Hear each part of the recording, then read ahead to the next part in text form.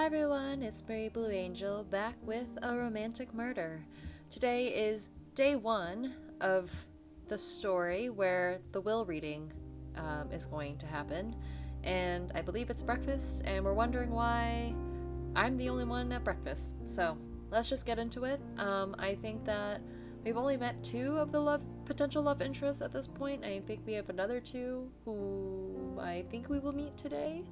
I assume so. I think everyone important to the case and the mystery will be present at the will reading. So let's get started. It's strange to be the only one at breakfast. I don't know if everyone in the house are early risers or perhaps very late ones. Even when Sophie brought the food to the side table, she seemed subdued, rushing in and out without stopping to exchange more than a polite nod. Well, no matter. There's only a few hours left until the will reading, and this is the first time I've been left alone since arriving. I should do this. Try to find the room of the deceased. They said that he died in his sleep, which makes the bedroom a good place as any to consider a potential crime scene.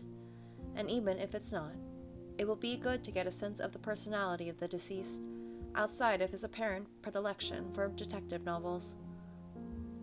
The family wing should be on the other side of the house from the guest wing, so I head back towards the stairs.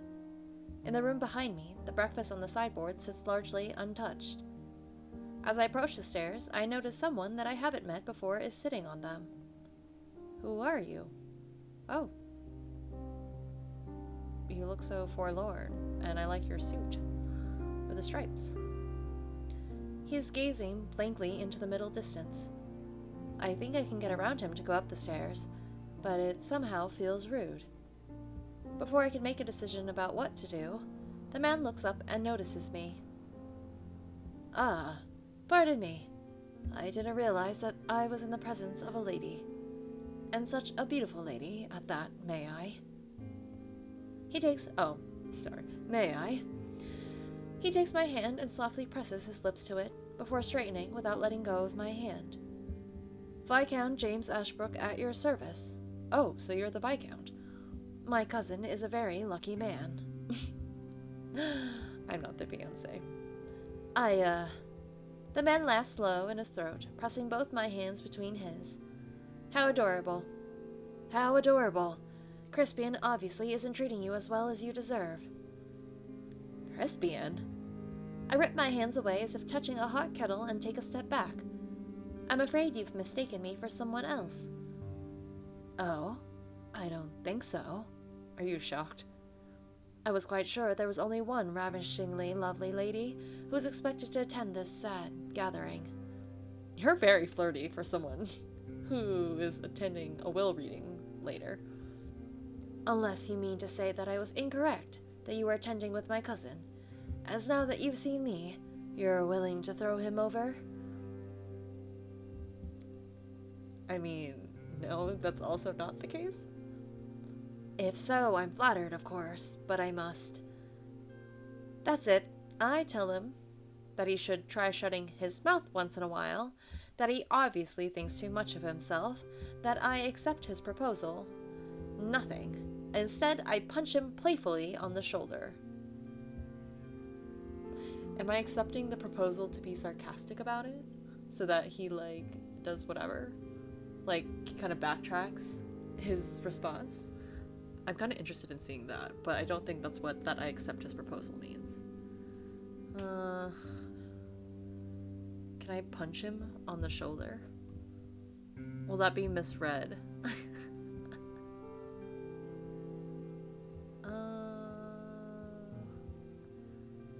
Well, I like to humble all these men. Even though they're attractive, they need to be humbled. That's it.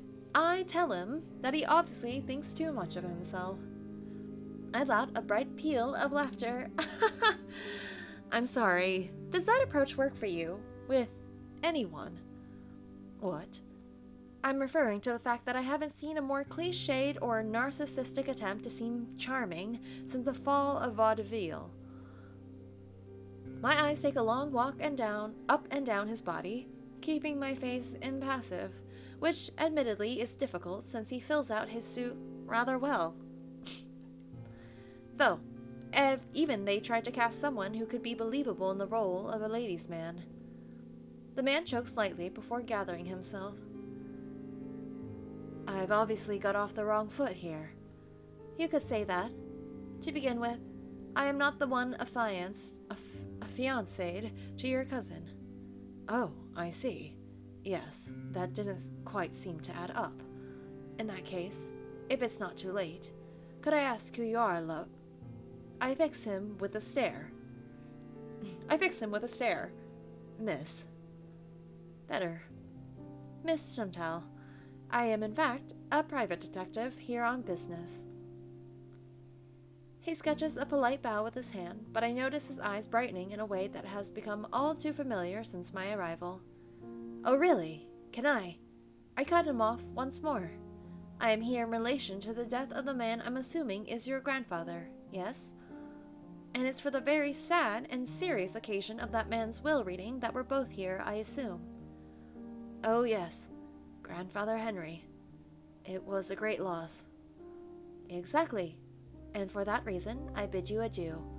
Still work to do before that will reading, you see. Oh, yes, I do see. With a polite nod, I walk past him and up the stairs. There is not enough time left to try and find the late man's room. Plans derailed, I head back to my room to freshen up before the will reading. A little while later, I leave my bedroom and close the door behind me. Oh, hello. Nice to see someone else in this house. I assume they all have English accents and I cannot. Maybe I should try one, but maybe we'll change the main character's voice for next time. Who knows? It is a bit empty, isn't it? She nods emphatically and closing the door to the room. She nods emphatically, closing the door to the room 2 doors down and walking over. It is so sad to see it like this. Back when we were little, Grandpa Henry always made our visits here fun. Strange. I was sure that my clients mentioned only 2 grandchildren. She must catch the look on my face because she laughs. He was not my real grandfather, of course. I am Celia Ashbrook, James's half-sister. His mother passed away quite young, so father simply had to remarry. A man can never look after a young child all by himself, of course. Of course.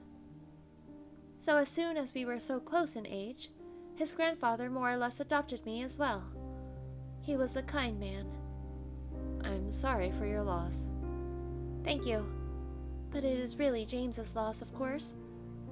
I'm here to support him, the old boy, the poor boy. I'm sure he appreciates it. I like to think so. Somewhere in the house, a clock sounds the hour. I like your outfit. It matches your eyes. How fun. The will reading. We should hurry. We rush downstairs. About time. I've been waiting entirely too long for this. Shh, honey. Not quite the right time. Her eyes meet mine. Or the company. The 2 of them hurry away without looking back. I see Crispian has not changed. What a pity. Only my consummate professionalism allows me to stay tactfully silent as we continue on, but if I wasn't here on a job, I totally would ask about that hot gossip. When we arrive at the study door, James is in the process of reaching for Fia's hand. A pleasure to meet you. Our eyes meet. He drops a quick kiss on her knuckles and then lets go of her hand rather quickly. As I was saying, it's a pleasure to meet you, Miss Fia. Try to keep my cousin in line, will you? What's the change in attitude? Is it just because the detective's here? Because she scolded you? How funny. I'll do my best, sir, but I rather like him as he is. Beside me, I hear Celia whisper something that sounds like, there's no accounting for taste. Celia, I'm with you on that. If you had enough of manhandling my fiancé, could we get this over with? Certainly. I assume you know how to pick locks. What? The door is locked. When I knocked, a voice from inside the study asked me to wait. And so here I stand, waiting. What? That's ridiculous. I won't be locked out of a room in my own house. Honey, wait. Honestly, Crispian. These voices are all sounding the same. The men are all gonna sound the same, more or less, to be honest. From a corner of the hallway, Adrian steps forward. Since mine own doors refuse to entertain me, I'll knock elsewhere. When I catch his eye, he shrugs. Shakespeare. There's no topic he didn't cover, don't you think?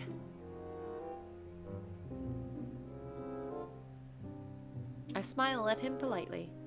Ah, theater people. I never know what to say. The sound of the door unlocking cuts off the conversation. Perfect timing. After you, ladies. We open the door and step in. Woo woo. Oh, who's this? I think this is our last guy. Ooh, look at the suit. Oh my god, his checkered suit. Checkered inside. Oh! Gorgeous. That's my first thought. Okay. Welcome to this sad occasion. There's a moment of silence. My, that is certainly not what I remember the family lawyer looking like. You see it too, right, Celia? Because I see it. I think we are having similar thoughts, probably. He seems younger than I would have expected for a family like this. Excuse me. His youth doesn't bother me, but something about the way he's looking at us does. Like he's waiting for something. Won't you all come in? The doorway may get a bit crowded, and we are expecting other guests. Oh, of course. Excuse us. That's better. Now if you all take your seats, we can begin as soon as the rest arrive. I should sit at the very back so that I can observe everyone's reactions. We all obediently take our seats. Seconds later, we can hear Crispian loudly complaining from the hallway. And now the door is open. What was the point getting the key? I know, honey. The door slams open all the way. Hey, what's going on? There's a long pause. Yes? Can I help you? Your hair's so shiny. Very attractive man, this lawyer clerk person. You're not Thompson.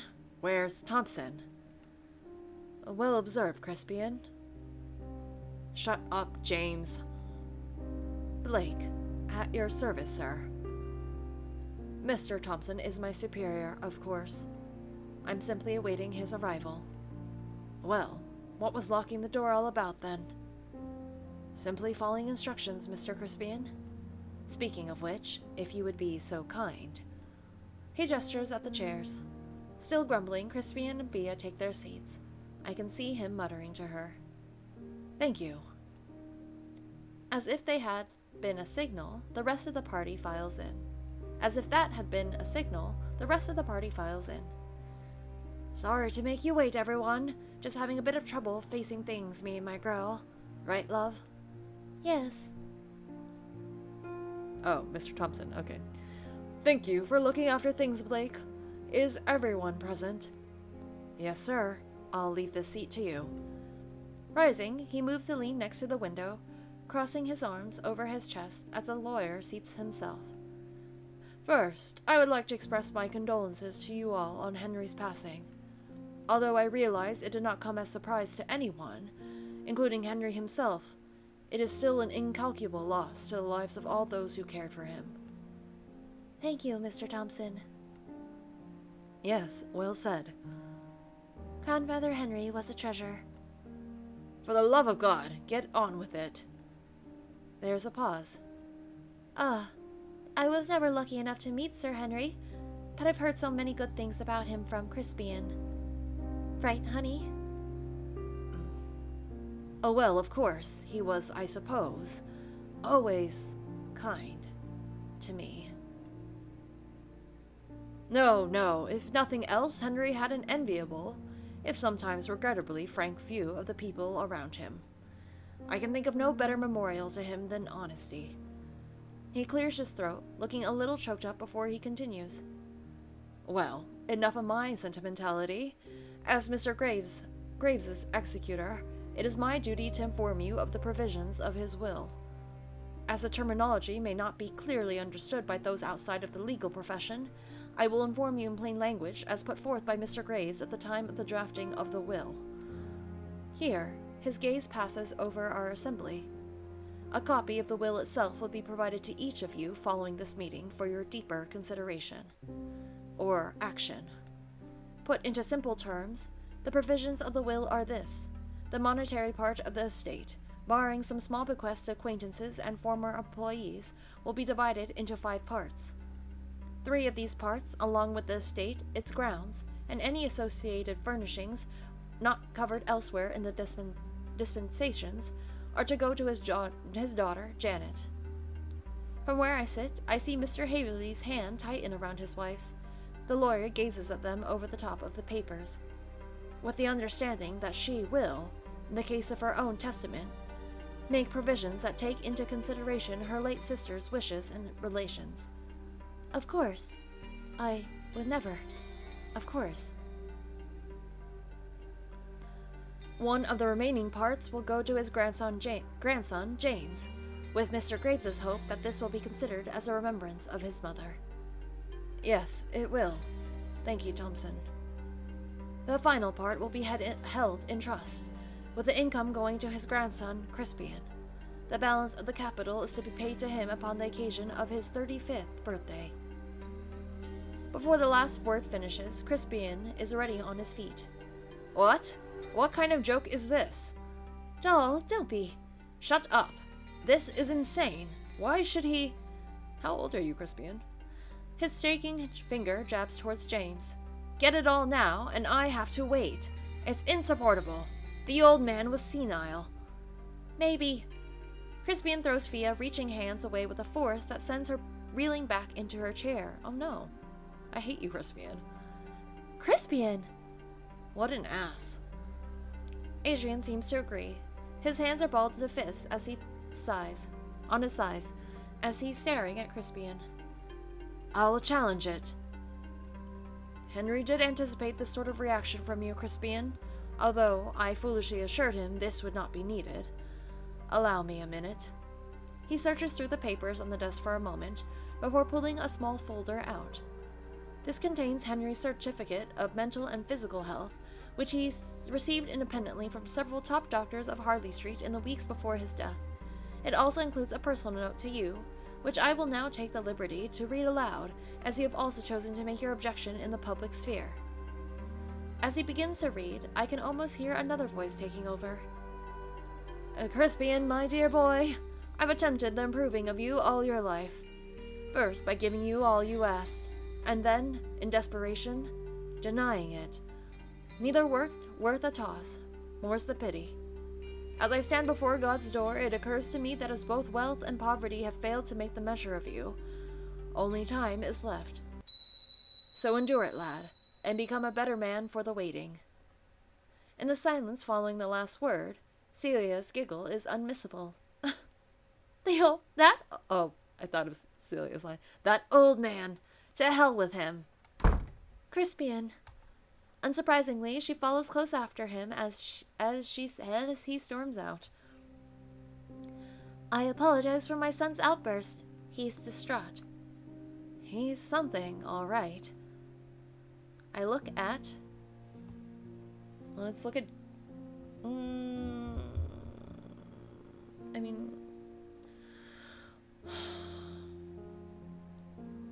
James. James has his head down so I can't see his eyes, but his sister has her hand on his shoulder and is whispering something. Adrian? Adrian is half turned around, his eyes falling where his sister trailed her fiancé out the door.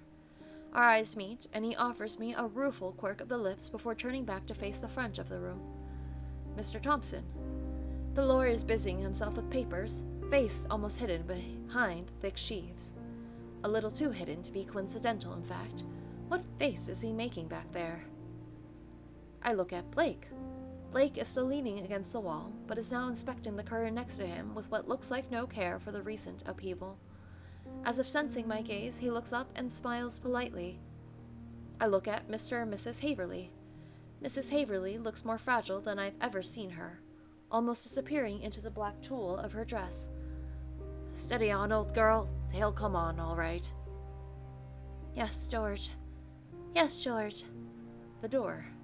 The door is still open for Fia's exit after Crispian's more furious passage. That's... Was he listening outside the door? Our eyes meet for a moment, and then he's gone. I look at no one else. Well, that was a wash. Unsurprisingly, Crispian's outburst had led to awkward silence during lunch, and the immediate dispersal of the group the moment it ended.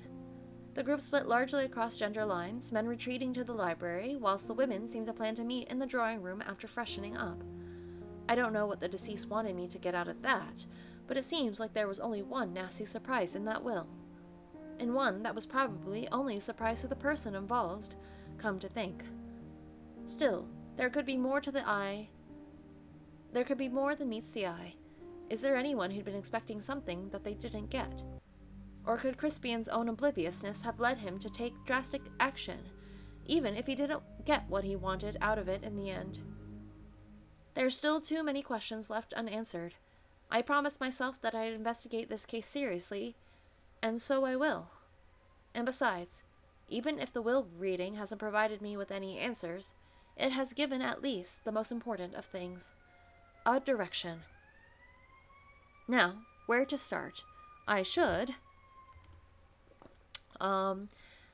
head to the library to investigate the male guests, head to the drawing room to question the female guests, go back to the study and see if I can get anything out of the lawyer and his clerk, trespass into the servants' areas, and question them. Oh, I can wear it. Oh, I don't have to wear the hat. I like it. Fun. I want to check out the family tree real quick. Okay. So, there's this family tree. And this is Mr. Graves up here. We don't know what he looks like. This is Mrs. Haverly, and this is Mr. Haverly. And their son Crispian, who's engaged to Fia, who is siblings with Adrian. And then this is the other daughter, Janice, maybe? And was married. Oh, wait, yeah. Had a son, and that's James. And then this is another person, and that's for Celia. And then we also have Nick and Sophia, and we haven't met one more person. I feel like, yeah, and then there's us, Blake, and Mr. Thompson. Can I click on them? No. Okay. Nice. I feel like heading to... Okay, I'm gonna save.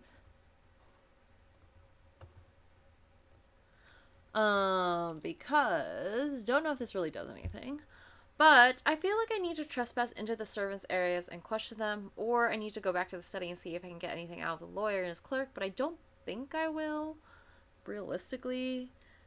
Between investigating the male guests or investigating the female guests, like, I think it's a better go with the female guests, because I don't know if really anyone's really going to talk to me, and the male guests really. But I'm really curious about the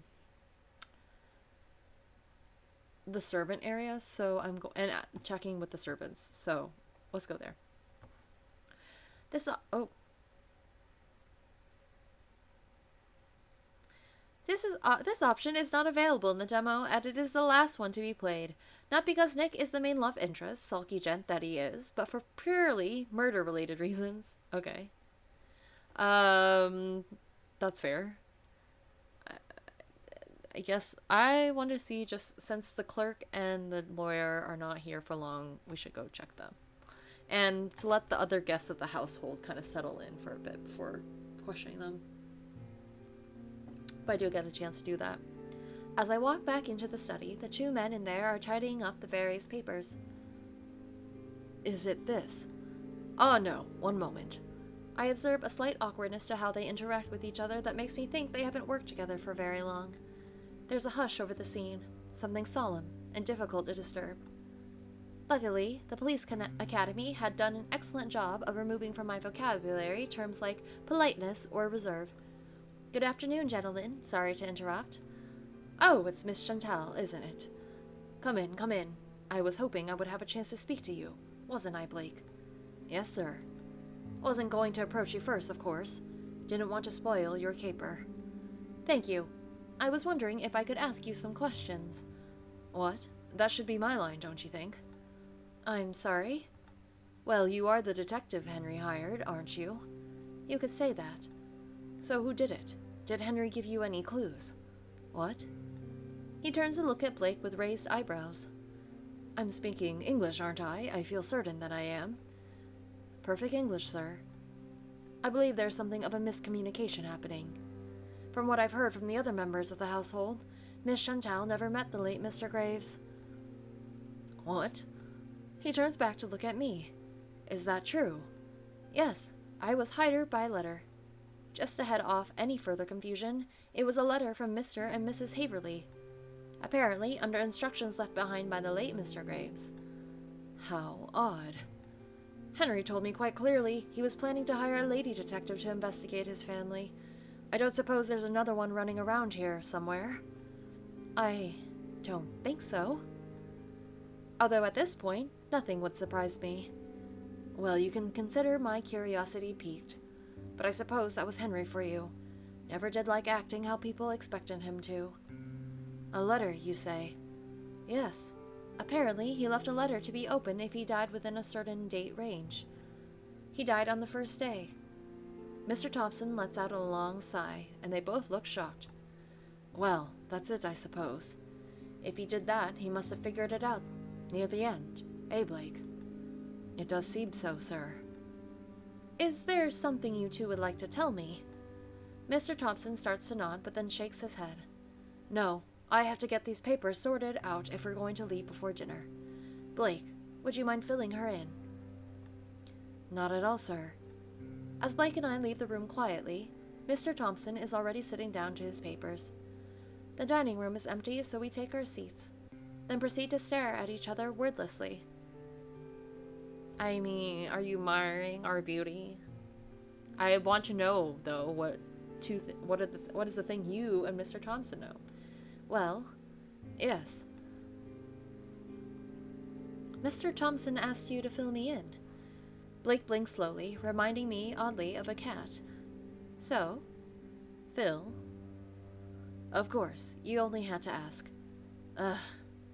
I believe what Mr. Thompson wanted me to inform you of was that Mr. Graves, before his passing, had disclosed to him suspicions of the most unfortunate nature. He believed, not to the point too fine a point on it, that one or more of his family had become impatient with what he himself described as a surprisingly large span of years. Did he say what had caused those suspicions? I'm afraid that this came before my tenure with Mr. Thompson, so I was not present for all of the conversations the two may have had. Mr. Graves did not indicate whom he suspected, but from what I gather, there had been some accidents. Oh. Well, that is by far the most definitive thing I've heard about the late Mr. Graves' reason for summoning me here. And it is somewhat worrying that this is the first time I'm hearing about it. With renewed determination, I settle my eyes on Blake, who seems to find it alarming. It is somewhat ironic that so far the only person to give me any useful information is by far the most tight-lipped. Yes. Is that going to prevent me from shaking him down for more information until his teeth rattle? Absolutely not. Ask him about the accidents. So tell me about those accidents, please. Spare no detail. Blake gives me a long look before his lips quirk into a smile. If I may say so, miss, your enthusiasm is both admirable and surprising. If I am ever the victim of some crime, I hope whomever investigates it will enjoy the process as much as you blatantly do.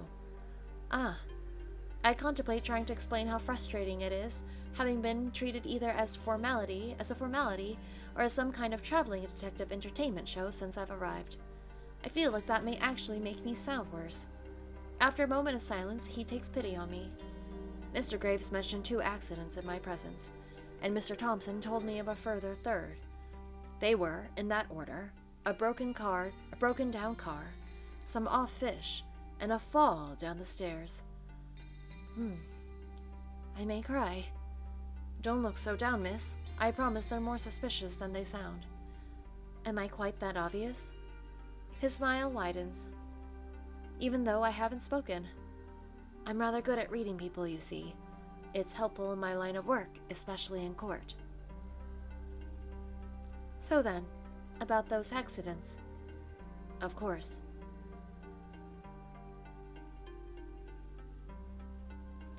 The third and final accident, at least what we know about, happened 4 months ago. It was here at the manor. However, this was an unusual case where none of the family were present. It was only him and the staff? Yes. However, I do not believe that to be definitive. Of course, why not? Of course not. Why would it be?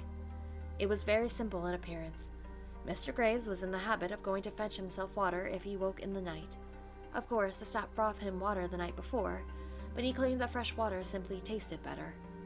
So he went to fetch some water and fell down the stairs. Blake spreads his hands elegantly. And so, I wait for a moment. That explains nothing. Oh, I'm sorry. I must have forgotten to mention that it was a cold night, and so for the first time in weeks, Mr. Graves had on his heaviest bedroom slippers, the ones with their soles partially coated in oil. Ah. I want to know about the car accident. The first accident occurred when Mr. Graves was returning from a visit to London last winter. He had attended a family dinner at one of the better restaurants to celebrate Celia's being admitted to Oxford. Oh. Who was there? As I said, it was a family dinner at Mr. Graves's request. That means, as I understand it, attendance was not optional. Particularly when invited by an elderly member of the family with considerable wealth, I'd wager. I'm sure I couldn't comment. I wish you would. On the way home, Mr. Graves' car stopped functioning. He and his driver were left stranded by the road in heavy snow. Having driven here recently myself, I imagine there's nobody around them to have aided them. Quite. To make things more difficult, it became apparent that several things were now missing from the car. What was missing? Only little things. The wrench set and blanket from the boot, the torch from the glove compartment, and the first aid kit. So, only those things that might help, say a man in his 90s, survive a night in the snow. He inclines his head slightly. Luckily, Mr. Graves had a vigor that never ceased to surprise. I imagine there was some exaggeration in his version of events, but from his retelling, he more or less picked the driver up under his arm and walked to town with him, navigating with the light of the stars. It was snowing, you say? He only smiles. I want to know about the fish. The second accident occurred about 6 months ago. This time it occurred here in Mr. Graves' home. As Mr. Thompson described it, that was what bothered him most. You said it was fish. Yes, fish was served for dinner one night, again when the family was visiting. Apparently, Mr. Graves wasn't in the mood for fish, but his chef is known for being notoriously temperamental. So he hid it in a napkin and slid it into his pocket, intending or so to hide it along with the rest of the rubbish. Wait, so he didn't even eat the fish? Then how did he know it was off? Because as it happens, other people did. Half the house came down with food poisoning. Mr. Graves was fine, of course, but he pretended he was feeling poorly so as to keep the secret. I'm starting to get a picture of Mr. Graves from these stories. He sounds like an interesting man. Blake gives the most emphatic nod I've seen from him yet.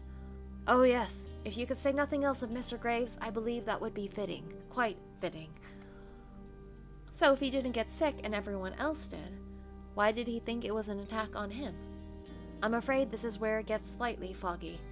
Following this, Mr. Graves had noticed, apparently, that a certain someone was watching, and that they seemed to be expecting something.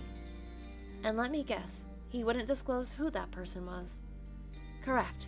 Although I only have heard this information directly from Mr. Thompson, he declined to pursue the matter with Mr. Graves.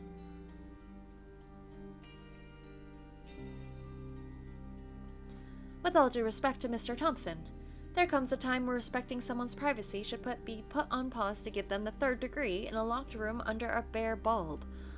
I completely agree. Look at your beautiful purple eyes. However, how refreshing to meet a woman with such a practical turn of mind. The final word on the fish matter was delivered by Mr. Graves, having had it tested by a lab here in London. It was laced with atropine. That's definitely a murder attempt. It's as you say. Unfortunately, this is also by way of being a mandatory family gathering, so I'm afraid that doesn't do much to narrow the field. Enough accidents. I ask him about.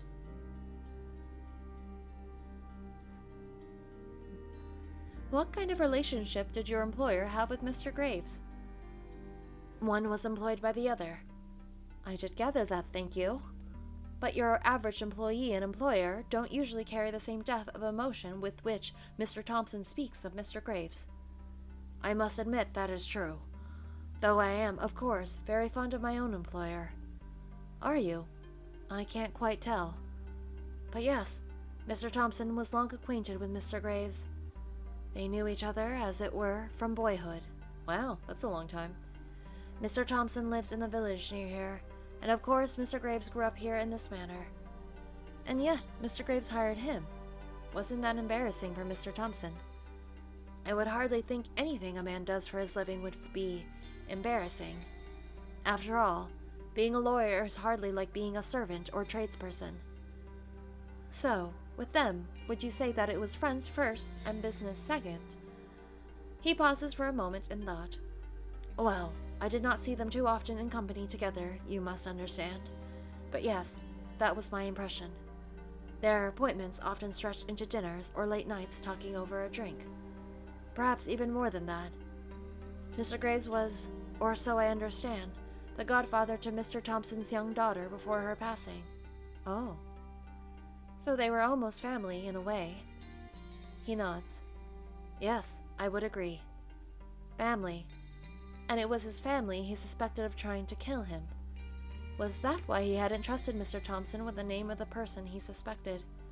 That's a good point. Were you there when Mr. Graves made the current will? I'm sorry, but no.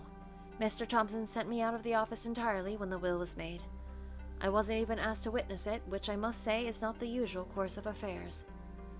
I only learned of its contents at the time of its reading today. Disappointing, but perhaps interesting information in itself. I ask him about his job. I like that I get to go through all the choices instead of making me feel like I have to choose and only get like certain pieces of information. So, how long have you been working for Mr. Thompson? Just over 2 years. It has been quite an enjoyable employment so far. And are you also a lawyer? Certainly not. I'm afraid I rather lack the patience for that degree of dedication. I am quite content to be a useful font of legal knowledge without the strictures of the profession itself. I can understand that. It was for similar reasons that I decided to leave the police force.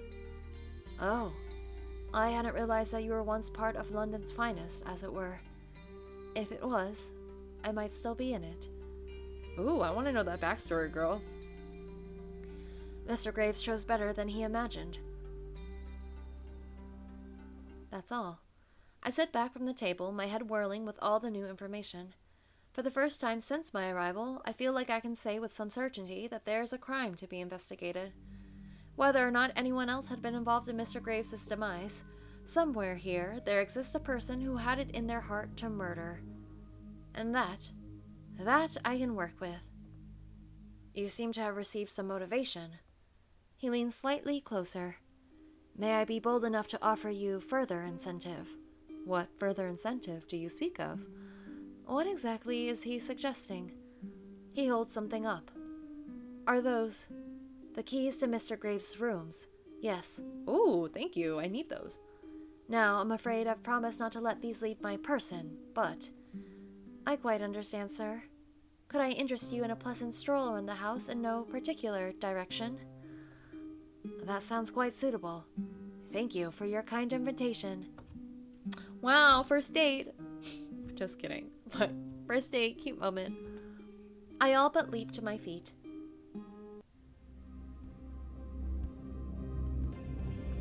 As I step into the bedroom of the late Mr. Graves while Blake keeps watch outside, my eyes skip from place to place. Finally, Already my eye is drawn to a few places that might warrant investigation. I start moving forward to investigate what I found when... No, I tell you I won't hear of it. I don't care if you'll hear of it. I'm telling you that I'm doing it. Blake slips into the room and puts his fingers to his lips.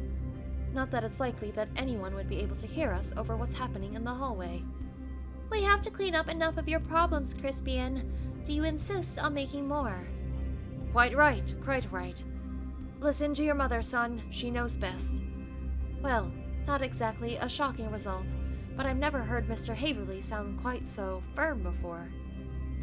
Like hell she does. It's listening to her that's made you what you are.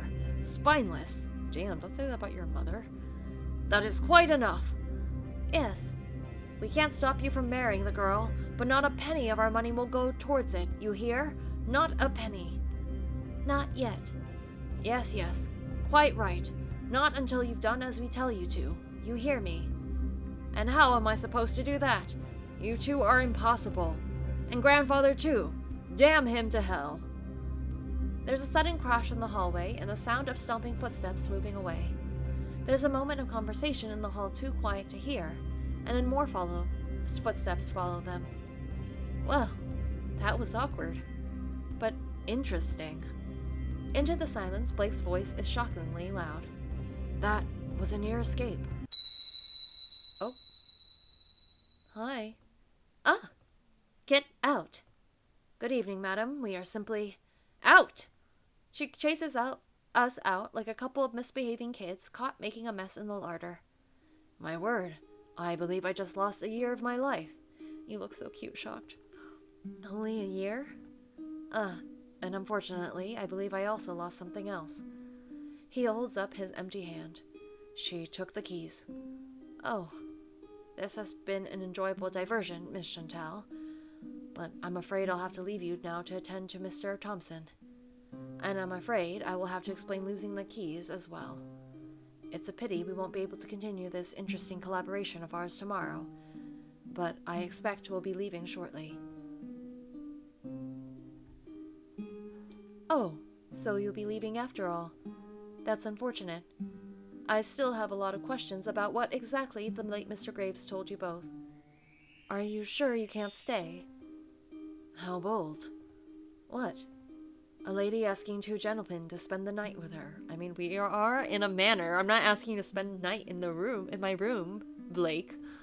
And here we've only just met. You have a sense of humor. On second thought, please go. Blake tilts his head a final time and disappears into the increasingly dark corridors of the house. It's disappointing that I didn't get to search Mr. Graves' room, but I'm still further ahead than I was before. At least now, I can say that my being summoned here wasn't on a whim, or even a final prank on his family. He wanted the truth to come out, even after his death, and that's what I'm going to do for him. Looking at the clock, I realize that there's still a bit of time left until dinner.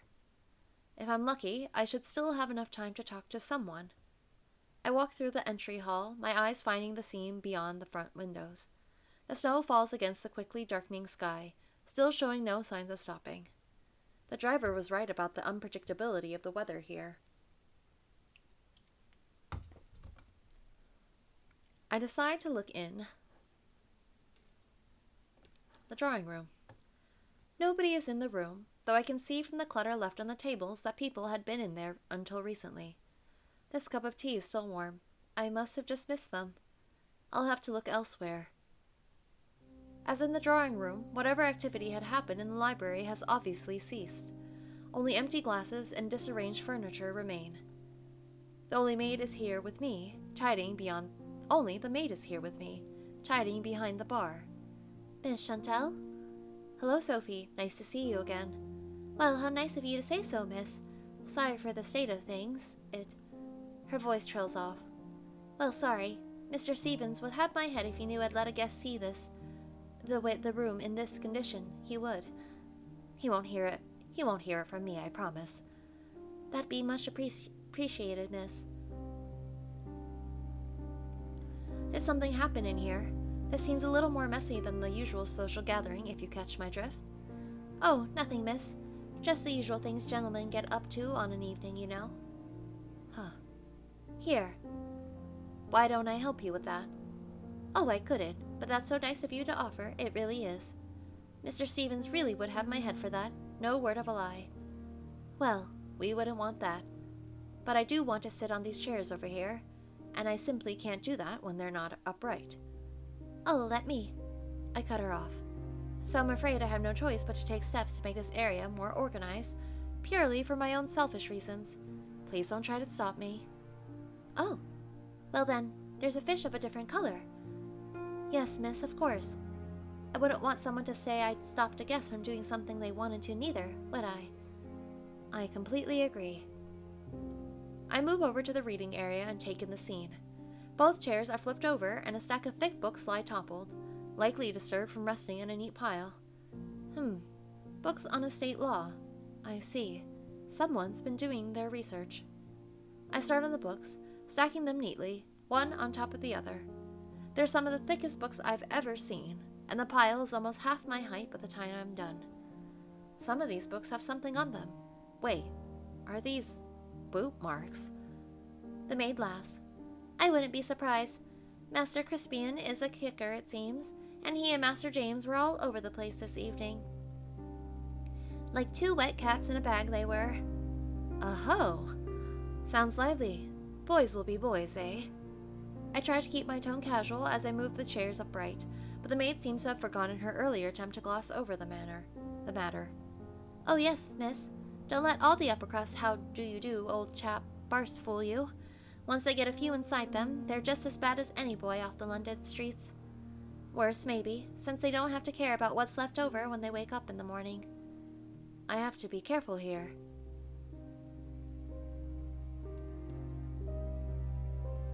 And what were they fighting about? Oh, I'm sure I don't know, miss. I was busy making Mr. Haverley a drink, you see. She doesn't seem to want to talk about it. Well, I'm not going to learn anything more here. There's nothing left to do but attend dinner. As I start to make my way to dinner, I suddenly notice something. Is that this set of hallways has a door at the end of the hall, at the end of the long dark carpet, likely a side entrance to the house. I can only assume it's for times when the ostentatious stairs in the front and back are an impediment. There's a small heap of snow slowly melting by the door. That's odd. That door leads to the side of the house opposite to the garage. I can't imagine why anyone would be going out for any other reason than to leave in this weather. I walk closer to the door and examine the snow. From the size of the wet patch, it looks like there was originally more snow. Has someone taken the time to clean it up? There are white fibers on the drier patches, almost as if it were hastily rubbed with a cheap white towel. A particularly courteous house guest, or something else. The door has no window, so I can't see if someone is there.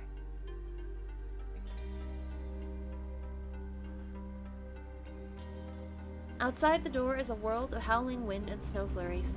I can barely see anything, but there do seem to be some footprints here. The footprints, if that is what they are, stretch in an intriguingly straight line away from the house. But there's nothing at all in that direction, only the gardens and the woods. Why would anyone be heading there, now of all times? Wait, I didn't need to unlock the door before opening it, and there's also the matter of the embarrassingly amateur cleanup job. A sudden thought makes my eyes widen. Could someone have been coming in? The cold isn't going to stop me. I got scared. If the footsteps stop within the confines of the estate, at least I'll know that there are no intruders from outside to worry about. The people here are quite enough already. I don't have time to go get a heavier coat, not when the snow is quite literally covering this person's tracks. The moment I step out of the doorframe, the wind slams me into like a body blow. I proceed forward carefully, feet already wet and freezing, my arms wrapped around myself to conserve as much heat as I can. I fight to keep my gaze locked on the snowy imprints in front of me.